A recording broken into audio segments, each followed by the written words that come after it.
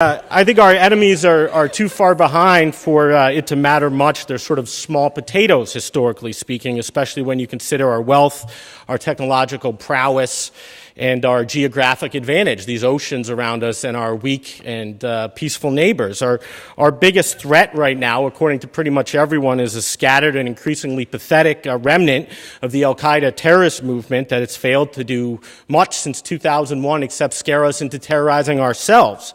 And even if you don't buy that take, you ought to recognize that aggressive counterterrorism operations with drones, with special operations forces, intelligence galore, requires only a tiny fraction of our military budget. And our state enemies, North Korea, Iran, Syria, they're brutal regimes that pose little threat here. They lack the capacity to conquer their neighbors, let alone come over here and harm us. Russia, if you want to consider that an enemy, of course has a lot of nuclear weapons, but with the dwindling population, a rusty conventional military dependent on an economy that's about equal to the Iberian Peninsulas, its days of threatening Western Europe are long gone, whatever we do.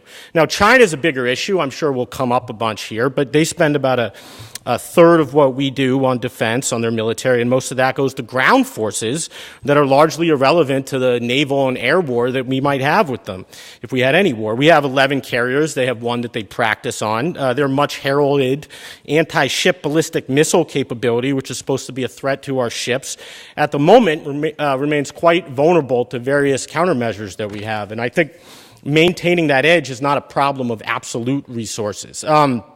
More important, China is a trading partner, not really an enemy, that we have no good reason to threaten unless you're eager to fight a war over disputed Pacific rocks, which I'm not.